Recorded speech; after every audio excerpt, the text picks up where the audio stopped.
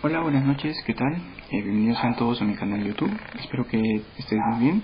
Y espero también que puedas ver este vídeo que estoy grabando hoy sábado 13 de agosto de 2016. En el vídeo anterior a este, en la semana pasada, había estado hablando un poco acerca de este libro que se llama La travesía del viajero del alba, que es uno de los 7 que compone la saga Las Crónicas de Narnia escritas por C.S. Lewis. Este es el quinto libro en orden cronológico, que es el orden que lo he seguido, pero en orden de publicación sería el tercero. Y en ese vídeo yo había dicho que me estaba dedicando a hacer por cada libro de las Crónicas de Narnia 2 vídeos. O sea, por este libro tendría que hacer 2 vídeos. En el primero contaría la historia, y de hecho si queréis ver un vídeo, un resumen de lo que trata ese libro, de lo que C.S. Lewis nos cuenta, que puedes hacerlo en el vídeo anterior a este, que está con el título Las Crónicas de Narnia, La travesía del viajero del alba, vídeo 1. Esto sería lo que haría, lo que estoy haciendo y lo que voy a seguir haciendo en esto de vídeo 1, ¿no? Y en el primer vídeo. Y en el segundo vídeo lo que iba a estar haciendo es, ya lo había estado haciendo, una explicación, o mejor dicho, contar lo que esa historia significa. Es decir, teniendo la intención de C.S. Lewis, que tenía C.S. Lewis al escribir estas historias, que obviamente se pueden ver, ¿no?, que tienen una relación con el cristianismo, un sentido religioso, lo que cada personaje está siendo representado. Esas historias como alegorías, ¿no? Explicar parte de las historias de cada libro, ¿no? Pero eso no es lo que voy a hacer aquí. Debería hacerlo. Este debería ser Crónicas de Narnia, La travesía del viajero del alba, vídeo 2, pero no, va a ser vídeo 1.1. Es por eso que he titulado este vídeo así, porque bueno, por una sencilla razón, simplemente porque el contenido, lo que voy a estar hablando en este vídeo, no corresponde en un sentido estricto, no pertenece a lo que yo he llamado Proyecto Narnia. No es por tanto una explicación acerca del significado de Narnia. Quizá, por eso he dicho en un sentido estricto, y quizá no sea tan indispensable por ahora.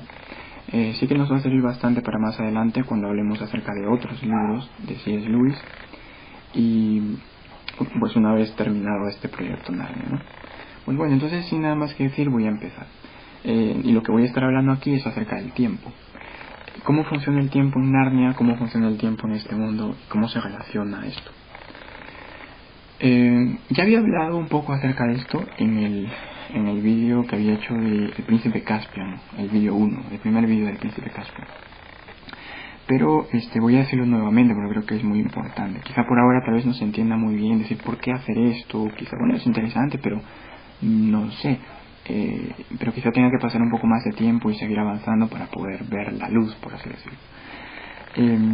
Entonces, esto, bueno, obviamente, ¿no?, cuando se trata de los viajes, ¿no?, acerca a Narnia, ¿no?, los niños que van a Narnia. En Narnia es un mundo diferente. No es este mundo, ni un lugar en este mundo. Narnia es otro mundo. Es decir, no es por tanto un lugar al que podríamos llegar si viajamos lo suficientemente lejos en este mundo. Si viajamos lo suficientemente lejos en este mundo, podemos llegar a cualquier lugar de este mundo. Pero precisamente porque Narnia no es un lugar de este mundo, porque no es un planeta en este mundo, sino porque es otro mundo, no podemos llegar de esa forma. C.S. Lewis nos dice que la única forma de llegar a Narnia es por medio de magia. Y no va a ser aquí muy importante la forma o el instrumento, por así decirlo, o la herramienta que utilicemos para ir a Narnia. Ya sea si vamos a Narnia por medio de un armario, o si utilizamos unos anillos, o más exactamente unas pozas con unos anillos puestos, y nos metemos a esas pozas que están ubicadas en un lugar entre los mundos, que sería como un lugar intermedio, o ya sea si estamos en la estación del ferrocarril esperando el tren para regresar al cole, o ya sea si estamos en uno de los cuartos de la casa de la tía Alberta, donde hay un cuadro que tiene una pintura de El Viajero del Alba, que es un barco que se llama El Viajero del Alba, que es bastante narniano y que se ve muy real, tan real que parece que se está moviendo. No importa la forma en cómo viajemos a Narnia, lo importante es darnos cuenta que cuando hemos regresado de nuestro viaje en Narnia nuevamente a nuestro mundo, no ha pasado ni siquiera un minuto. Regresamos el mismo día y la misma hora en el que partimos. Y después, si pasamos un tiempo aquí, no importa si sea poco o mucho, y volvemos nuevamente a Narnia, es decir, hacemos nuestro segundo viaje a Narnia. En Narnia puede haber pasado lo que sea, puede haber pasado cientos de años, puede haber pasado pocos años, o puede no haber pasado ni un año, ni un día, puede ser el mismo minuto, el mismo momento en el que regresamos a este mundo. Y como se ve en las historias, ¿no? Por ejemplo, cuando los 4 hermanos Pevensie habían regresado de Narnia, salieron por el armario y a la casa del profesor Kirke, estaban ahí, era el mismo momento en el que se habían ido a Narnia. Y después de un año, cuando estaban en la estación de ferrocarril, volvieron a Narnia. En Narnia habían pasado cientos de años y regresaron nuevamente a la estación de ferrocarril, el mismo momento en que estaban esperando el tren para ir al cole. Y después pasó un año de nuevo y fueron, bueno, pero ya no los 4, solo Edmund, Lucy y su primo Eustace a Narnia, después de un año nuevamente, ¿no? En Narnia no habían pasado cientos de años, sino habían pasado 3 años. Por eso C.S. Lewis nos dice, no hay forma de saber cuánto tiempo pasó en Narnia. La única forma de descubrirlo es cuando se llega a Narnia, nuevamente. Entonces esto, yo la verdad que me siento bastante tentado a explicar, o a hacer una comparación, mejor dicho, y ya lo había hecho, de hecho, en el vídeo, como dije, que estaba hablando un poquito acerca de esto, ¿no? en el Príncipe Caspio. Compararlo con la habitación del tiempo de Goku, que está en el templo sagrado de Kamisama. Hay una habitación del tiempo en donde se puede entrenar lo de un año en un día. Eso es lo que dice Goku. Goku quiere entrenar en la habitación del tiempo y entrena en la habitación del tiempo durante un año entero. Y mientras ahí pasa un año, cuando sale en este mundo ha pasado solo un día. Igual, si Goku hubiera entrenado 6 meses, en este mundo hubiera pasado 12 horas. Y si Goku hubiera entrenado 3 meses, en este mundo hubiera pasado 6 horas, ¿no? Podemos hacer los cálculos que queramos. ¿Cuánto tiempo pasaría en este mundo si Goku entrenaría en Narnia, en la habitación del tiempo durante 2 años y 5 meses y, no sé, 3 días con 5 horas, 47 minutos y 30 segundos?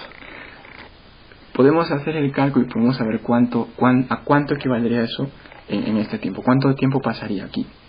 Obviamente no se podría, o sea, sí se podría, pero no resultaría, porque creo que el plazo máximo para estar en la habitación del tiempo es 2 días, creo, no sé. Pero bueno, en cualquier caso, no es, como nos damos cuenta, no es el mismo sentido, ¿no? En cómo funciona el tiempo en Narnia y cómo sería en la habitación del tiempo, ¿no? Es algo diferente. Entonces, acerca de esto podemos decir 2 cosas con seguridad. Primero, que sin importar el tiempo que hayamos estado en Narnia, cuando regresemos a nuestro mundo, regresamos al mismo momento en el que fuimos a Narnia. No va a pasar nada. Por lo tanto, nadie va a sospechar de nosotros o va a preguntarse dónde estamos, porque es como si no hubiésemos, o como si no hubiéramos estar ausentes, ¿no? Como si no estuviéramos ausentes. Y la otra cosa segura que podemos decir es que no hay forma de saber cuánto tiempo pasará en Narnia una vez que hemos vuelto y que ha pasado un tiempo aquí y queremos volver nuevamente a Narnia. La única forma de saberlo es regresar, de hecho, de nuevo a Narnia. Y aquí es donde quería explicar utilizar este ejemplo, esta imagen que C.S. Lewis mismo, de hecho es una imagen que el mismo C.S. Lewis pone para explicar algo, o para responder, mejor dicho, una pregunta que alguien le plantea, o más exactamente como una objeción acerca de otro tema, pero yo lo voy a sacar de contexto. En su libro Mero Cristianismo, en una parte que se llama El tiempo y más allá del tiempo. Y bueno, lo voy a explicar. Supongamos que yo estoy escribiendo una historia. María terminó de hacer sus quehaceres. A continuación, escuchó un golpe en la puerta. En esta línea hay 2 cosas que suceden. Por una parte, María termina de hacer sus quehaceres y después escucha un golpe en la puerta. Estos actos se realizan o se sigue el uno tras el otro, ¿no? Este acto se sigue después del otro, inmediatamente.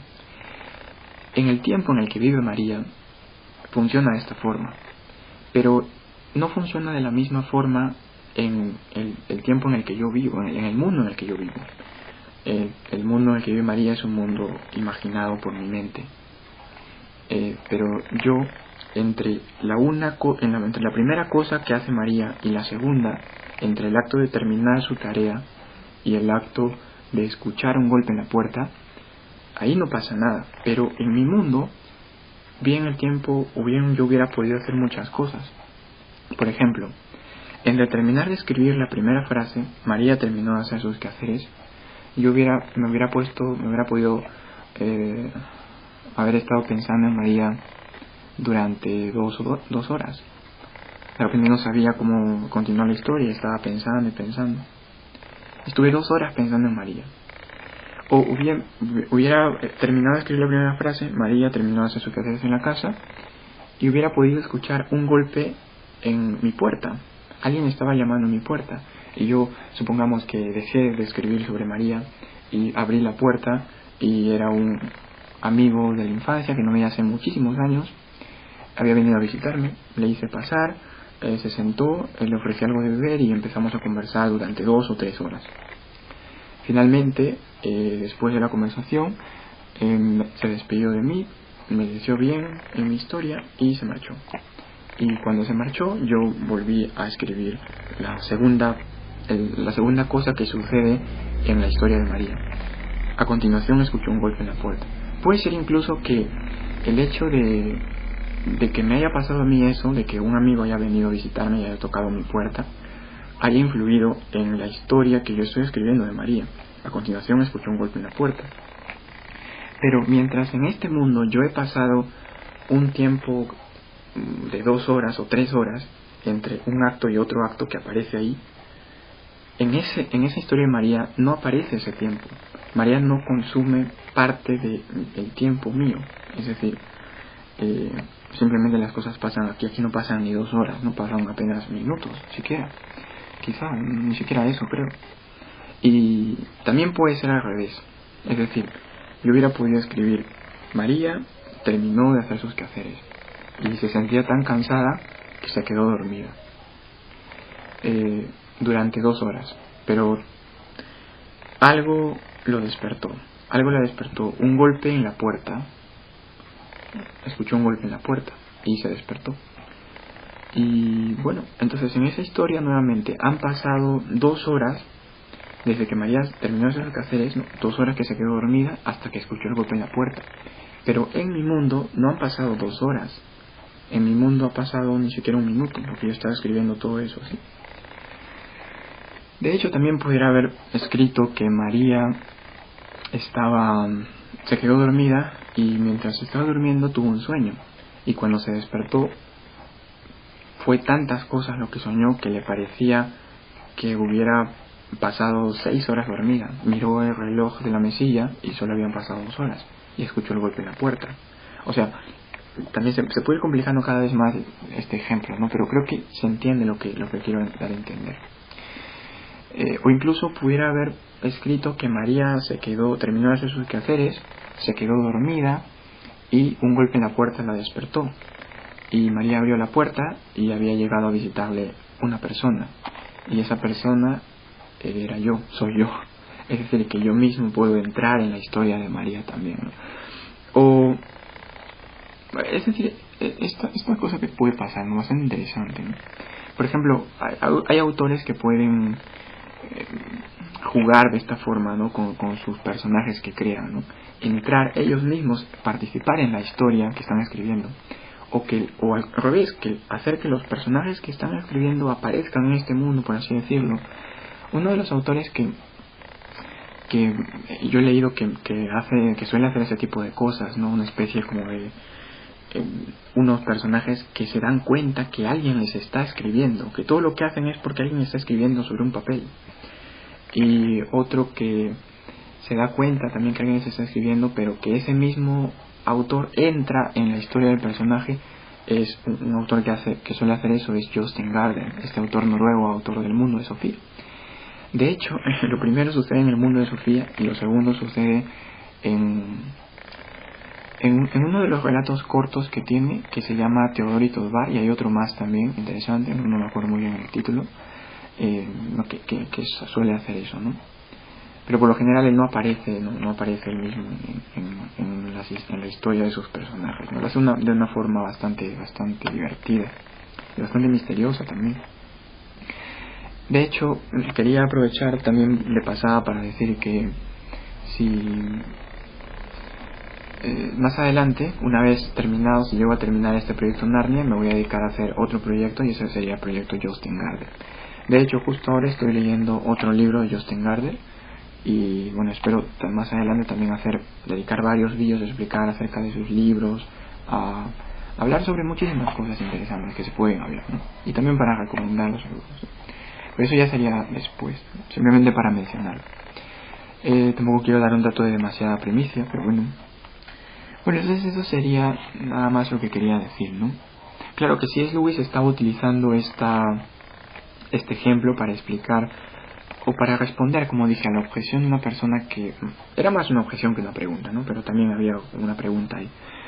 Le decía, yo puedo entender cómo Dios podría responder a las oraciones de las personas si vinieran una por una, pero no puedo entender cómo Dios pudiera responder a un montón de personas que se están dirigiendo a Él mismo, a Dios, en el mismo momento, todas en un mismo momento. Dios debería tener un tiempo infinito, y de hecho C.S. Lewis utiliza esto en la historia de María para poder explicar esto, ¿no? Para que pueda darnos una idea de cómo Dios no vive en el tiempo, sino está en la eternidad, y de esa forma sí que puede tener el tiempo infinito del mundo para poder responder a cada uno de las personas como si fuera la única persona que se dirige a Él en ese momento. Así como yo puedo pensar por 2, 3 o días enteros en María antes de escribir la siguiente parte de la historia. Bueno, espero que se haya podido entender. Aún así no me siento tan contento porque incluso en las preparaciones lo había hecho un poco mejor, pero bueno, así son las cosas a veces.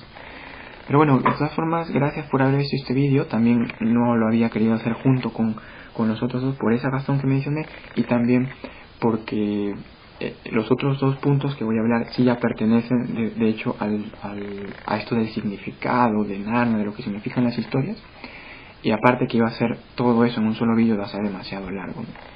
Y mayormente me doy cuenta que los vídeos de 30-40 minutos las personas normalmente no lo ven, excepto si es algo muy famoso, y bueno, igual también por partes y eso.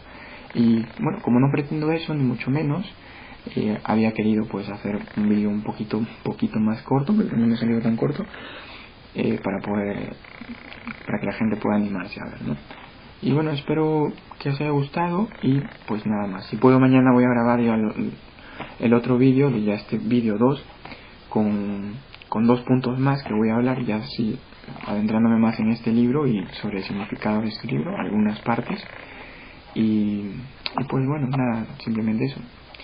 Así que si no puede ser mañana, ya será para la próxima semana, pero igual voy a seguir en esto. Bueno, nada, muchas gracias y adiós.